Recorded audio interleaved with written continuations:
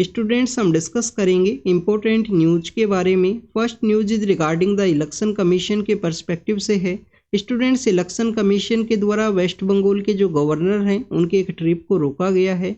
Waste Bengal के जो governor हैं कूच बिहार नाम का जो डिस्ट्रिक्ट है जो कि फुट हिल्स ऑफ हिमालयाज के अंदर सिचुएटेड है, उसके विजिट के लिए जाने वाले थे।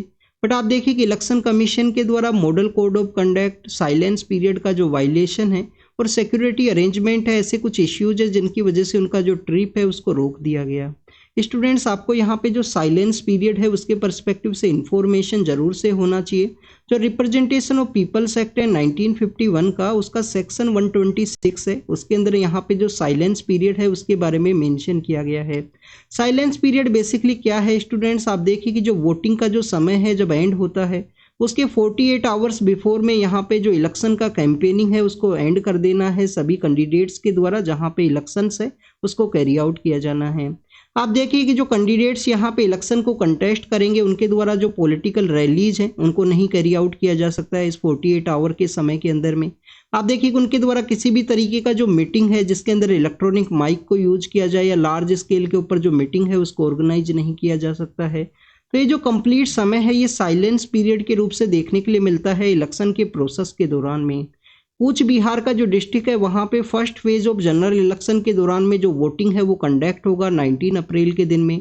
तो आप देखिए कि जो 17 अप्रैल का जो डे है उसका जो शाम की 5 बजते हैं 5 बजे का जो समय होता है, उसके बाद में वहाँ पे जो कैंपेनिंग का जो एक्टिविटी है उनको रोक दिया गया है। और ये जो कंप्लीट समय है बिटवीन द 19 अप्रैल एंड 17 अप्रैल का जो समय है इसको एज ए साइलेंस पीरियड के रूप से ऑब्जर्व किया जाता है कि किसी भी तरीके का जो रैली है, किसी भी तरीके का जो मीटिंग है लार्ज स्केल के ऊपर में नहीं ऑर्गेनाइज किया जाएगा। अब आपके लिए यहाँ पे क्वेश्चन ये है कि कैंडिडेट के द्वारा किसी भी तरीके का एक्टिविटी को नहीं कैरी आउट किया जाएगा इस दौरान में, साइलेंस पीरियड के दौरान में। तो स्टूडेंट, जो डोर टू डोर एक्टिविटीज है उनको अलाउ किया गया है इलेक्शन कमीशन के द्वारा कि आपने अपने जो वोटर्स हैं उनसे मिल सकते हो, इंडिविजुअल बेसिस के रूप से डोर टू डोर विजिट को कैरी आउट कर सकते हो। बट आपके द्वारा जो लार्ज स्केल के ऊपर जो पब्लिक है उसको कैरी आउट करते हुए जो रैली है, जो मीटिंग्स है वो नहीं ऑर्गेनाइज किए जा सकते हैं। नेक्स्ट अगर हम बात करें students, first phase of voting के बारे में डिस्कस किया गया है। आप देखिए कि 19 अप्रैल का जो डे है उसके अंदर में हमारे काफ़ी सारी 102 जो सीट्स हैं, जो लोकसभा की 102 सीट्स है वहाँ पे वोटिंग है वो कंडक्ट होगा फर्स्ट फेज का। तो उसी का जो कैंपेनिंग है वो एंड हुआ है, उसी के दौरान में जो साइलेंस पीरियड है उन सभी के पर्सपेक्टिव से हमने यहाँ पे रीड किया। आपसे क्वेश्चन यहाँ पे पूछा जा सकता है काफ़ी सारे एग्जाम्स के अंदर में कि जब वोटिंग हमारे यहाँ पे एंड होता है तो उसकी कितना जो समय है उससे पहले जो कैंपेनिंग है उसको रोक दिया जाता है यहाँ पे किसी भी इलेक्शन प्रोसेस के दौरान में। तो ये आपको पता होना चाहिए 48 आवर्स का वो समय है जिससे पहले यहाँ पे कैंपेनिंग है उसको रोका जाता है। नेक्स्ट अगर हम बात करें स्टूडेंट, सिक्योरिटी अरेंजमेंट को भी एक इश्यू माना गया है उनकी ट्रिप के रिगार्डिंग में कि जो ऑफिशियल्स हैं वो इस समय में बेसिकली इलेक्शन को कंडक्ट करने का जो वर्क है उसके अंदर में बिजी हैं, तो इस वजह से सिक्योरिटी अरेंजमेंट है उसको भी एक इश्यू माना गया। नेक्स्ट अगर हम बात करें स्टूडेंट, जो मॉडल कोड ऑफ कंडक्ट है, सभी पॉलिटिकल पार्टीज या जो भी पर्सन्स यहाँ पे इलेक्शन को कंटेस्ट करते हैं उनके लिए एक लेवल प्लेइंग फील्ड हो, तो इस वजह से भी मॉडल कोड ऑफ कंडक्ट का वायलेशन ना कैरी आउट किया जाए, किसी कैंडिडेट को मोर फेवर यहाँ पे ना रिसीव हो, इस वजह से मॉडल कोड ऑफ कंडक्ट के वायलेशन को देखते हुए उनका जो ट्रिप है उसको इलेक्शन कमीशन के द्वारा रोक दिया गया। मॉडल कोड ऑफ कंडक्ट के बारे में जो बेसिक इन्फॉर्मेशन है वो आपको होना चाहिए। आप देखिए कि इनिशियल फेज के अंदर पॉलिटिकल पार्टीज के द्वारा इसको ऑब्जर्व किया गया था कि सभी पॉलिटिकल पार्टीज के द्वारा एक लेवल प्लेइंग फील्ड है, कुछ एरियाज के अंदर में जो मॉडल कोड ऑफ कंडक्ट है उसको यहाँ पे ऑब्जर्व किया जाएगा। बाद में इलेक्शन कमीशन के द्वारा स्टूडेंट्स इसको अडॉप्ट कर लिया गया 1962 के समय। आपको मॉडल कोड ऑफ कंडक्ट है उसका अडॉप्शन इलेक्शन कमीशन के थ्रू देखने के लिए मिलता है। इसके अलावा आप देखिए कि सी विजिल नाम का एक पोर्टल है, सिटीजन्स का विजिलेंस के नाम से भी हम उसको जानते हैं, उसके थ्रू सिटीजन्स के द्वारा मॉडल कोड ऑफ कंडक्ट के वायलेशन के दौरान में जो कंप्लेंट है उसको फाइल किया जा सकता है। तो this is all the information related to the model code of conduct, silence period के बारे में, सिक्योरिटी अरेंजमेंट, और हमने यहाँ पे डिस्कस किया कैंपेनिंग कब रोकना है उन सभी के पर्सपेक्टिव से। आप देखिए कि आपको यहाँ पे कूच बिहार नाम का जो एरिया है उसके पर्सपेक्टिव से भी आपको इन्फॉर्मेशन होना चाहिए। कूच बिहार कहाँ पे सिचुएटेड है? हिमालयाज का जो फुट हिल्स है, आप देखिए कि ईस्टर्न पार्ट ऑफ हिमालयाज का जो फुट हिल्स का एरिया है वहाँ पे जो कूच बिहार नाम का जो डिस्ट्रिक्ट है वो आपको देखने के लिए मिलता है। तोरसो नाम का जो रिवर है वो वहाँ पे फ्लो किया करता है। तोरसो नाम का रिवर आपको देखने के लिए मिलेगा। इसके अलावा स्टूडेंट्स अगर हम कूच बिहार को मॉडर्न इंडियन हिस्ट्री के पर्सपेक्टिव से रीड करें तो आप देखिए कि आप जब मॉडर्न इंडियन हिस्ट्री को रीड करते हो तो आपको जो केसी सेन है उनसे रिलेटेड आपको एक इवेंट है वो कूच बिहार के रिगार्डिंग में देखने के लिए मिलेगा। तो आपको यहाँ पे ऐसे इंफॉर्मेशन होना चाहिए कि आप जब केसी सेन है, केशव चंद्र सेन है, उसके पर्सपेक्टिव से रीड करते हो तो कूच बिहार का जो मेंशन है वो आपको जरूर से देखने के लिए मिलेगा मॉडर्न इंडियन हिस्ट्री के अंदर में। केशव चंद्र सेन कौन है स्टूडेंट? केशव चंद्र सेन वही है कि जब राजा राम मोहन राय हैं उनकी डेथ के बाद में जो ब्रह्म समाज है दो एरियाज के अंदर में डिवाइड होता है। एक के अंदर में आपको देवेंद्र नाथ टैगोर देखने के लिए मिलते हैं, एक के अंदर में आप देखिए कि आपको केशव चंद्र सेन है वो देखने के लिए मिलेंगे। बाद में जो केशव चंद्र सेन का जो सेक्शन है वो भी 2 एरियाज के अंदर जो डिवाइड है वो आपको देखने के लिए मिलता है। नेक्स्ट अगर हम बात करें स्टूडेंट्स फार्मर्स के प्रोटेस्ट के बारे में है तो आप देखिए कि पंजाब हरियाणा का जो बॉर्डर एरिया है उसके अंदर में रेल रोको अभियान है उनके द्वारा चलाया गया है। उनकी कुछ डिमांड्स है जैसे कि एमएसपी को लीगलाइज किया जाए, एमएसपी के रिगार्डिंग में जो कानून है वो बनाया जाए, इसके रिगार्डिंग में जो फार्मर्स हैं वो प्रोटेस्ट कर रहे हैं। नेक्स्ट अगर हम बात करें मणिपुर के पर्सपेक्टिव से, हमने काफ़ी बार डिस्कस किया है मणिपुर के बारे में कि मणिपुर का अगर आप मैप को देखोगे तो स्टूडेंट जो फुटबॉल का जो ग्राउंड होता है उस तरीके से आपको मैप देखने के लिए मिलता है। वैली के एरिया के अंदर जो मैती कम्युनिटी है उनका डोमिनेशन आपको देखने के लिए मिलेगा। हिली एरियाज के अंदर में आप देखिए कि कुकी और जो नाम का जो कम्युनिटीज हैं, कुकी और जो नाम का जो कम्युनिटीज है उनका आपको बेसिकली हिली एरिया के अंदर में जो डोमिनेशन है वो देखने के लिए मिलता है। कन्फ्लिक्ट की वजह से मणिपुर कंटिन्यूस न्यूज के अंदर है। मणिपुर के सीएम के द्वारा कहा गया कि प्रेजेंट समय में जो पीस का टॉक्स चल रही हैं वहाँ पे जो मैती कम्युनिटी है, कुकी एंड जो कम्युनिटी है उनके रिगार्डिंग में जो टेरिटोरियल इंटीग्रिटी है उसके साथ में कोई भी कॉम्प्रोमाइज है वो नहीं किया जाएगा। ऐसे नहीं है कि जो यहाँ पे किसी भी एक फैक्शन के द्वारा डिमांड किया जाए कि उनका जो एरिया है उसको सेपरेट कर दिया जाए स्टेट से, तो टेरिटोरियल जो इंटीग्रिटी है उससे कोई भी कॉम्प्रोमाइज नहीं किया जाएगा। बट स्टूडेंट्स आपको यहाँ पे एक इन्फॉर्मेशन होना चाहिए, क्या स्टेट्स के पास में टेरिटोरियल सॉवरेनिटी का जो पावर है या नहीं है? तो आप देखिए स्टेट जो गवर्नमेंट्स हैं हमारे यहाँ पे उनके पास में टेरिटोरियल जो सॉवरेनिटी है वो नहीं देखने के लिए मिलेगा। Centre is more powerful. Centre के द्वारा किसी भी स्टेट को बाइफरकेट किया जा सकता है, किसी भी स्टेट का जो एरिया है उसको दूसरे स्टेट के अंदर में ऐड किया जा सकता है, किसी भी तरीके से जो परम्यूटेशन एंड कॉम्बिनेशन का जो कॉन्सेप्ट है उसके थ्रू में एक एरिया को किसी भी एरिया के अंदर में ऐड कर दिया जा सकता है, रिमूव किया जा सकता है। ये आपको कंप्लीट जो पावर है वो सेंटर के पास में देखने के लिए मिलता है। आपको इसके रिगार्डिंग में आर्टिकल 4 के पर्सपेक्टिव से इंफॉर्मेशन होना चाहिए। आर्टिकल 4 के अंदर में ये जो पावर्स हैं किस तरीके से बिल को प्रपोज किया जाता है वो सब आपको देखने के लिए मिलेगा।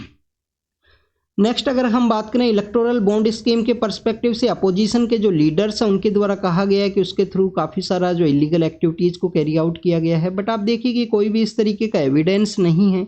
इलेक्टोरल बॉन्ड स्कीम के बारे में अगर हम एग्जाम के पर्सपेक्टिव से डिस्कस करें, एग्जाम के पर्सपेक्टिव से अगर हम डिस्कस करें तो स्टूडेंट्स एग्जाम के पर्सपेक्टिव से आपको पता होना चाहिए इसको नल एंड वॉइड के रूप से डिक्लेयर कर दिया गया है, नल एंड वॉइड को डिक्लेयर कर दिया गया है। इसके अलावा अगर हम बात करें 1% जिस पॉलिटिकल पार्टी ने वोट्स को सिक्योर किया है उसी को एलिजिबिलिटी माना गया है कि जिसके द्वारा बॉन्ड्स के थ्रू जो पैसा है वो रिसीव किया जा सकता है।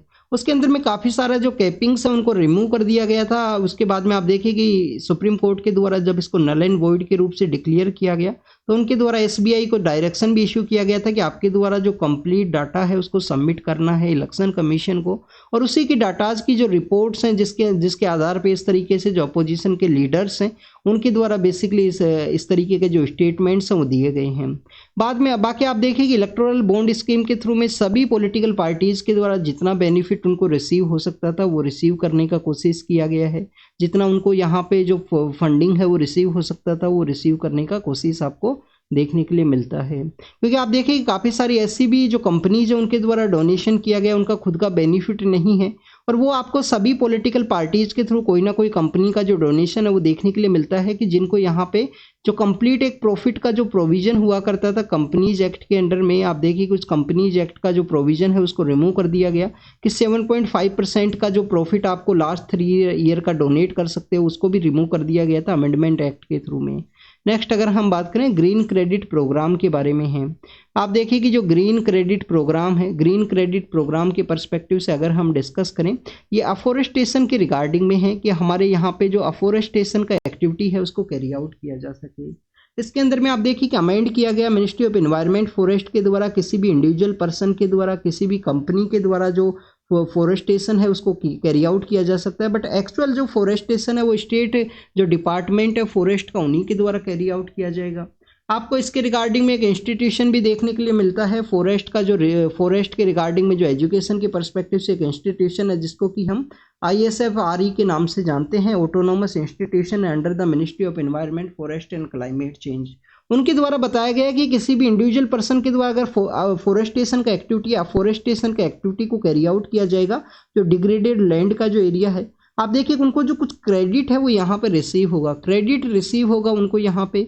आपको INDC टारगेट के बारे में भी पता होना चाहिए कि इंडिया को 2.5 लाख के आसपास 2.5 लाख से 3 लाख के आसपास का जो कार्बन सिंक है उसको यहाँ पे डेवलप करना है। तो उसी के रिगार्डिंग में जो एफोरेस्टेशन का एक्टिविटी है कार्बन सिंक को यहाँ पे अचीव करने के टारगेट को अचीव करने के परस्पेक्टिव से काफ़ी ज़्यादा एक इम्पोर्टेंट प्रोविजन यहाँ पे होगा। नेक्स्ट अगर हम बात करें रिलेशनशिप्स के अंदर में, अगर किसी पर्सन के द्वारा सुसाइड कर लिया जाता है तो आप देखिए उसके पार्टनर को ब्लेम नहीं किया जा सकता है। ये बेसिकली ऐसा एक स्टेटमेंट है वो हाई कोर्ट के द्वारा दिया गया है। नेक्स्ट अगर हम बात करें स्टूडेंट्स, यही भी सुसाइड के ही पर्सपेक्टिव से, आप देखिए कि मुखर्जी नगर का एक एरिया है जहाँ पे कोचिंग्स का आपको जो डोमिनेशन है वो देखने के लिए मिलता है दिल्ली के अंदर ही। ऐसे ही कोचिंग्स एरिया के अंदर जो सुसाइड का जो न्यूज़ है वो आपको कोटा के अंदर भी देखने के लिए मिलता है, कोटा राजस्थान के अंदर में। तो this is all the information. ये है कि बेसिकली आप देखिए कि ऐसा जो स्टेप्स है वो नहीं लेना चाहिए स्टूडेंट्स को। कितना भी स्ट्रेस का सिचुएशन हो स्टूडेंट्स, कितनी भी डिफिकल्टी हो, आपको उस डिफिकल्ट सिचुएशन को डील करने का कोशिश किया जाए। अगर ये आपसे नहीं होता है तो आप किसी दूसरे एरियाज के अंदर में ट्राई कीजिए। सभी के लिए आप देखिए कि कहीं ना कहीं कुछ ना कुछ पॉजिटिव है वो देखने के लिए मिलता है। किसी हर एक इंसान को जो नेचर है उसके द्वारा कुछ ना कुछ पॉजिटिव दिया गया है, कुछ ना कुछ एरियाज के अंदर जो उनका जो लैकिंग है वो आपको देखने के लिए मिलता है। तो आपका जो पॉजिटिव थिंग्स हैं उसको आप ऑब्जर्व कीजिए। आप देखिए कि अगर हम सब्जेक्ट्स के वाइज भी डिस्कस करें तो हमारे 4 to 5 जो सब्जेक्ट्स हैं वो हुआ करते हैं यूपीएससी के ही पर्सपेक्टिव से। आप देखिए जो 5 to 6 मेजरली जो सब्जेक्ट्स है उसके अंदर में कुछ ऐसे सब्जेक्ट्स होंगे जो आपके काफ़ी ज़्यादा स्ट्रॉन्ग होंगे, काफ़ी ज़्यादा फेवरेट होंगे। आप उनको अगर बार बार रीड करोगे तो आपको रीड करना भी उनको अच्छा लगेगा। और कुछ ऐसे सब्जेक्ट्स हैं जिनको कि आप नेगलेक्ट भी करोगे, कुछ ऐसे भी एरियाज है। तो आपका हर एक पर्सन का कोई ना कोई पॉजिटिव है, कुछ ना कुछ नेगेटिव है। तो कोई ज़रूरी नहीं है कहीं पे आपको असफलताएं मिली हैं डेट डज नॉट मीन्स कि कहीं और आपको जो सफलताएं हैं वो नहीं मिलेंगी।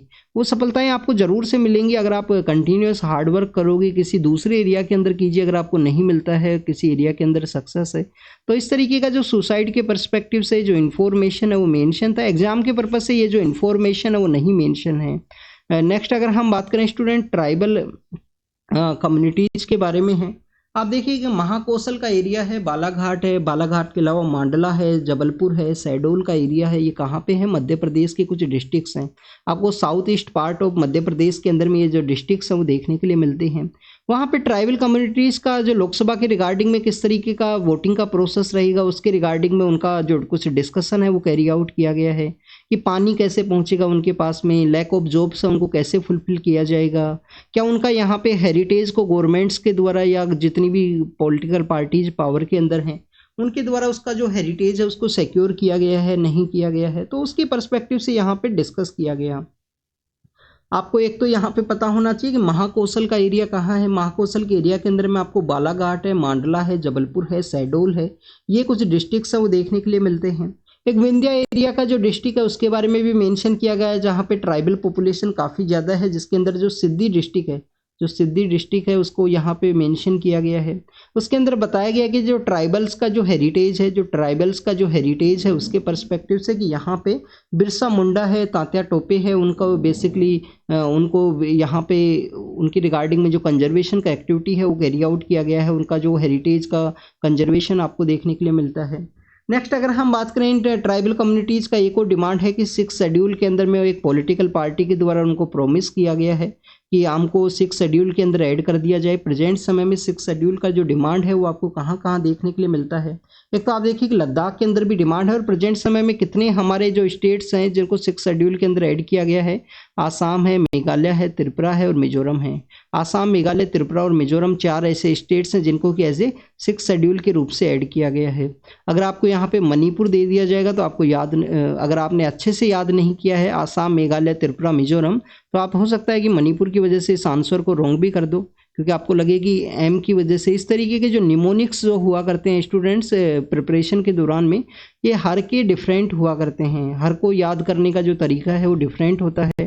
तो हो सकता है कि आपने अगर रफली अगर याद किया है तो एम से आप यहाँ पे मणिपुर भी मार्क कर सकते हो। तो इसलिए अपना जो शॉर्ट ट्रिक्स हैं वो अपनी प्रिपेयर कीजिए, और शॉर्ट ट्रिक्स कंप्लीट आपको सब्जेक्ट का नहीं देखने के लिए मिलेगा। कुछ कुछ एरियाज के अंदर में आप जो शॉर्ट ट्रिक्स है उसको लगा सकते हो, लॉन्ग टर्म के लिए आपको याद ही करना होगा। नेक्स्ट अगर हम बात करें स्टूडेंट्स, इलेक्शन के दौरान में इकोलॉजिकल जो इन्वायरमेंट के जो ग्रुप्स हैं उनके द्वारा कहा गया है कि इकोलॉजिकल एरियाज के ऊपर भी आपको ध्यान रखना चाहिए। यूथ को यहाँ पे क्लाइमेट एक्शन है, इन्वायरमेंट है, यूथ के रिगार्डिंग में जो फॉरेस्ट है, नेचुरल इकोसिस्टम है, उसको ध्यान में रखते हुए वोटिंग है वो कैरी आउट करना चाहिए। तो उसको यहाँ पे डिस्कस किया गया। नेक्स्ट अगर हम बात करें रेन के परस्पेक्टिव से, आप देखिए कि IMD के द्वारा रेन है उसको प्रेडिक्ट किया गया कि हमारे यहाँ पे नॉर्मल से 6% जो हायर रेन है वो देखने के लिए मिलेगा। आप देखिए अल नीनो का जो इफेक्ट हुआ करता है उसका इफेक्ट बताया जाता है कि वो अब यहाँ पे डिक्रीज होगा, वो न्यूट्रल हो सकता है उसका इफेक्ट, और लाल नीनो है उसको देखने के लिए मिलेगा। मीन्स यहाँ पे जो रेनफॉल है वो काफ़ी अच्छी देखने के लिए मिलेगी। कुछ कंसर्न्स उनको रेज किया गया है। कंसर्न्स यही रेज किए गए हैं कि 2018 के समय में हमारा जो भी यहाँ पे डिजास्टर का जो सिचुएशन क्रिएट होता है, तो उस समय में हमारे यहाँ पे बेसिकली देखिए कि स्टूडेंट डिजास्टर को टैकल करने के रिगार्डिंग में हम काफ़ी ज़्यादा वल्नरेबल हैं। वो आपको केरल का जो एग्जाम्पल है, केरल फ्लड का जो इश्यू है 2018 का, वो देखने के लिए मिलता है। नेक्स्ट अगर हम बात करें ग्रेट इंडियन बस्टर्ड के बारे में है, राजस्थान का स्टेट बर्ड आपको देखने के लिए मिलता है। राजस्थान और जो गुजरात का एरिया है वहाँ पे इनका जो 90% पॉपुलेशन है वो पाया जाता है। IUCN स्टेटस क्या है स्टूडेंट, क्रिटिकल एंडेंजर्ड आपको IUCN स्टेटस है वो देखने के लिए मिलेगा। अगर हम किसी स्पेसिफिक एरिया के बारे में बात करें ग्रेट इंडियन बस्टर्ड के बारे में, तो आप देखिए कि ग्रेट इंडियन बस्टर्ड का जो पॉपुलेशन है डेजर्ट नेशनल पार्क है उसके अंदर में पाया जाता है। डेजर्ट नेशनल पार्क 2 डिस्ट्रिक्ट्स के अंदर में सिचुएटेड है राजस्थान के अंदर में। ये क्वेश्चन पूछ लिया गया था 2020 का जो प्रीलिम्स का पेपर है उसके अंदर में। अब आप देखिए कि डेजर्ट नेशनल पार्क के बारे में हमने देखा 90% पॉपुलेशन गुजरात और राजस्थान के अंदर है। गुजरात में राजस्थान के अंदर जो 90% पॉपुलेशन है वो देखने के लिए मिलेगा। क्रिटिकली एंडेंजर्ड है, IUCN स्टेटस क्रिटिकली एंडेंजर्ड है, बट अभी रिसेंटली क्या यहाँ पे देखने के लिए मिला है, सुप्रीम कोर्ट के द्वारा एक इनका जो ग्रेट इंडियन बस्टर्ड है उन्हीं के रिगार्डिंग में पेटिशन को देखते हुए एक ऑब्जर्व किया गया कि यहाँ पे आर्टिकल 14 और आर्टिकल 21 के अंदर में हर एक पर्सन को राइट है कि जो एडवर्स क्लाइमेटिक कंडीशंस हैं उनके अगेंस्ट में यहाँ पे उनको जो इन्वायरमेंट है वो काफ़ी अच्छे से प्रोवाइड किया जाए। तो एडवर्स क्लाइमेटिक जो कंडीशंस है उसके अगेंस्ट में यहाँ पे हर एक पर्सन को इन्वायरमेंट का, क्लाइमेट का जो राइट है वो बताया गया है सुप्रीम कोर्ट के द्वारा आर्टिकल 14 और आर्टिकल 21 के अंडर में। अब आप देखिए कि ग्रेट इंडियन बस्टर्ड का जो ये जजमेंट यहाँ पे डिलीवर किया गया है, तो सुप्रीम कोर्ट के पास में एक मौका है, एक चांसेज है। इस केस का जो कंप्लीट जजमेंट है वो नहीं अभी डिलीवर किया गया है। तो एक चांसेस ये है कि बेसिकली यहाँ पे सुप्रीम कोर्ट के द्वारा बेसिकली जो ट्रांजिशन अप्रोच है उसको अडॉप्ट किया जाए। क्योंकि आप देखिए कि 2019 के समय फर्स्ट टाइम ये पेटिशन है उसको फाइल किया गया था। ग्रेट इंडियन बस्टर्ड का जो पॉपुलेशन है वो डिक्लाइन हो रहा है, बट गुजरात और राजस्थान वो स्टेट है जहाँ पे हमारा कंट्री का जो रिन्यूएबल एनर्जी है, जैसे कि हम बात करें विंड एनर्जी, जो विंड के थ्रू में जो इस तरीके से विंड का जो टर्बाइंस है वो लगाए जाते हैं। तो विंड एनर्जी के रिगार्डिंग में, विंड एनर्जी के अलावा आप देखिए कि आपको जो सोलार एनर्जी है, सोलार एनर्जी के रिगार्डिंग में एक इंपॉर्टेंट स्टेट्स हैं वो देखने के लिए मिलते हैं। तो उन एरियाज़ के अंदर में जो बेसिकली रिन्यूएबल एनर्जी के रिगार्डिंग में जो यहाँ पे इलेक्ट्रिसिटी के रिगार्डिंग में जो ट्रांजिशन लाइंस हैं उनको अंडरग्राउंड करने के रिगार्डिंग में डिस्कस किया गया था।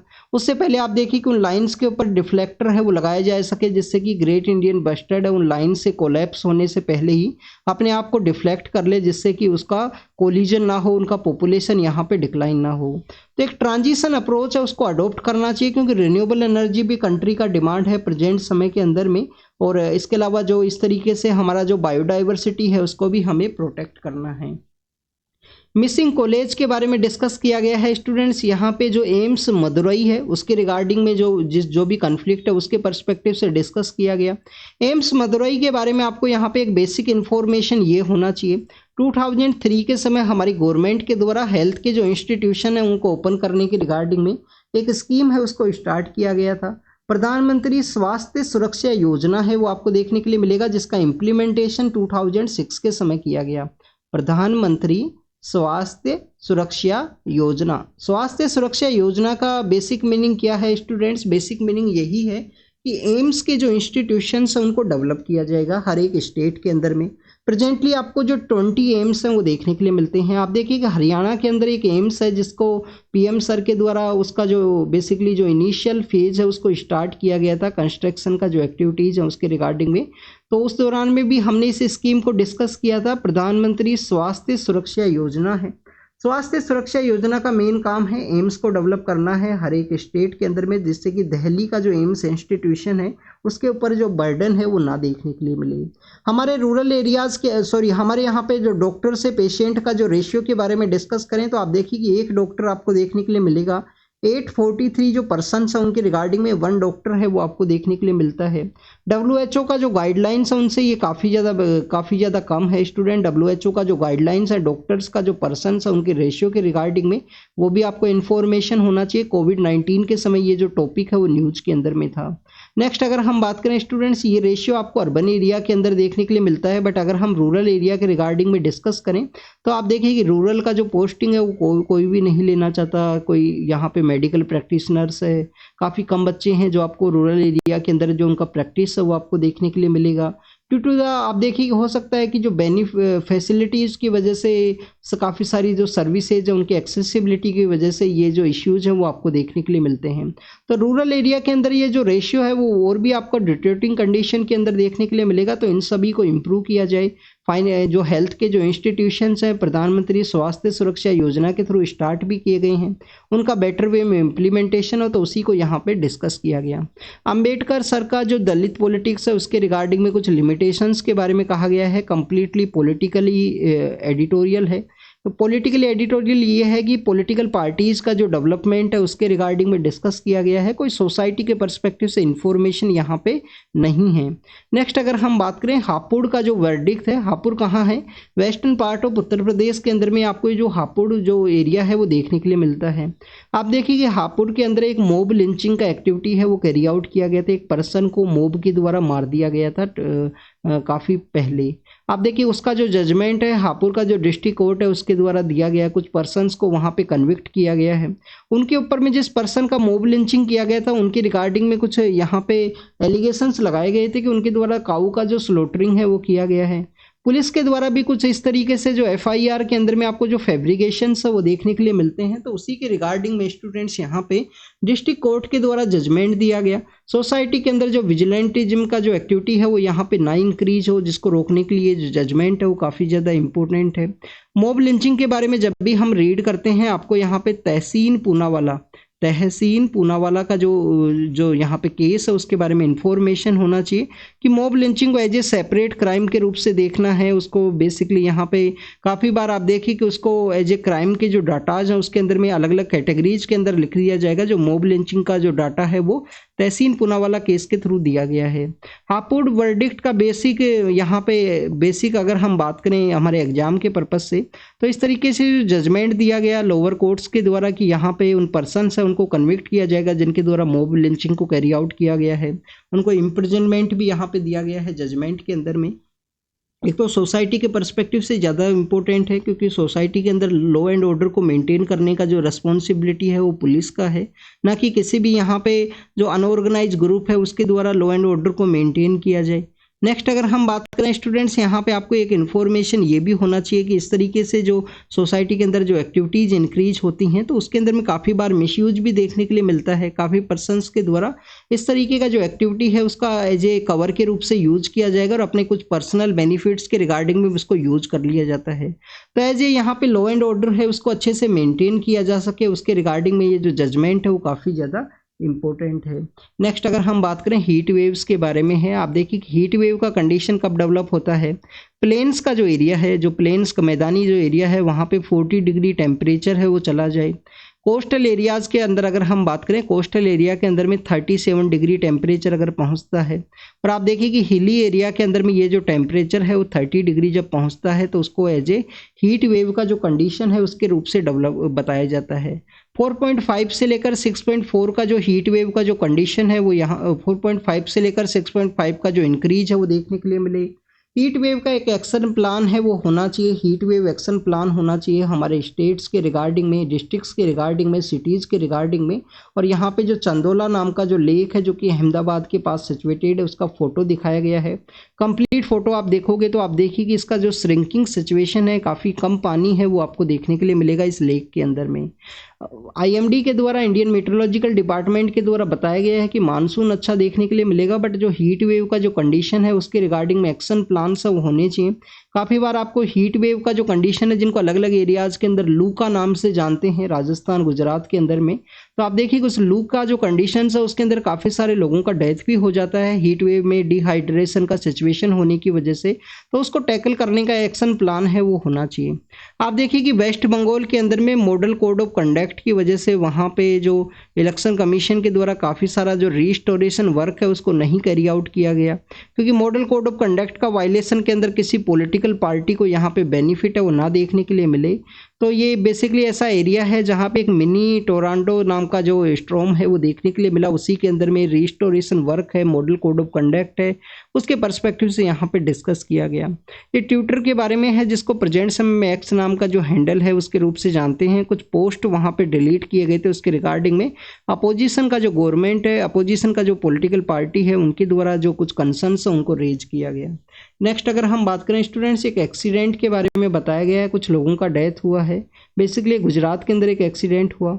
हमारे यहाँ पे हर एक साल आपको 1.5 लाख के आसपास या 2 लाख के आसपास जो पर्सन्स है उनका डेथ आपको रोड एक्सीडेंट्स के अंदर में देखने के लिए मिलता है।